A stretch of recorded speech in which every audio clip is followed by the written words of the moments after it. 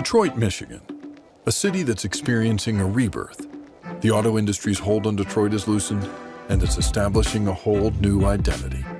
And the water is a big part of the comeback story.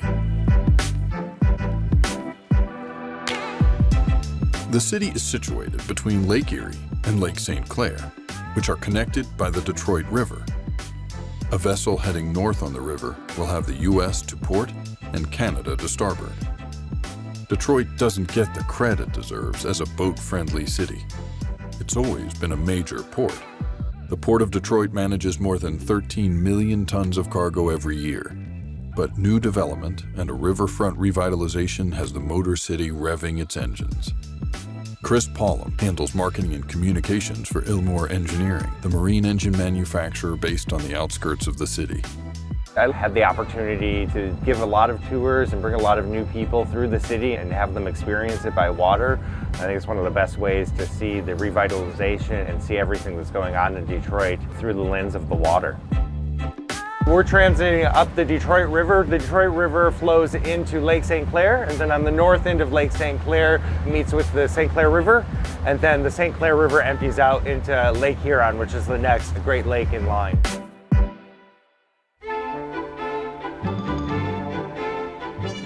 This is the skyline of Detroit as you would see it from Windsor, Canada, on the opposite bank of the Detroit River. Windsor, by the way, is the only place in Canada where you look north to see the USA.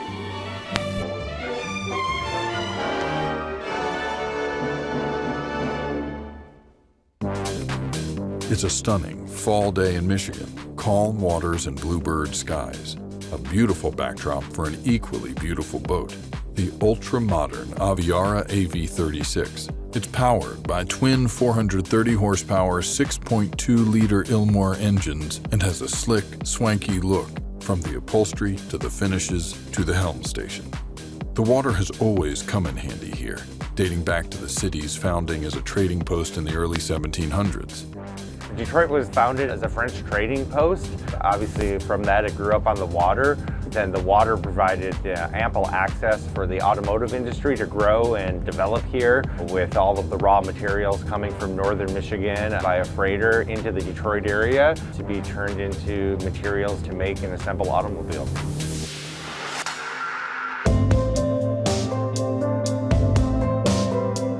The 52-slip harbor at Milliken State Park provides access to the area's many photo ops, including the park's 63-foot lighthouse, GM Plaza, and the Detroit International Riverwalk.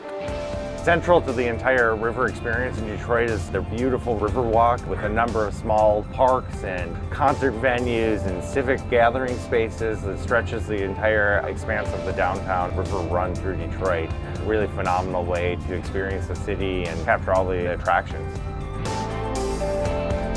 For a unique entertainment experience, anchor up for a show at the Aretha Franklin Amphitheater.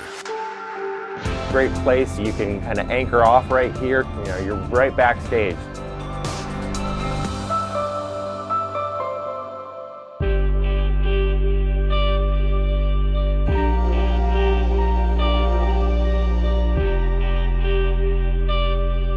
Detroit is in the middle of an absolute renaissance.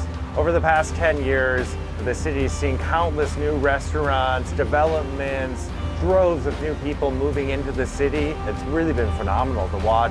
And it's great to see the city kind of coming back to life and the river really being an important part of that. The city, which was once centered strictly really around the automotive industry, is now being fueled by technology and entrepreneurship and startup companies who are finding a home here in Detroit, and that's driving a lot of younger people to move into the city, bringing a lot of new energy to the city, and it's just fantastic to see.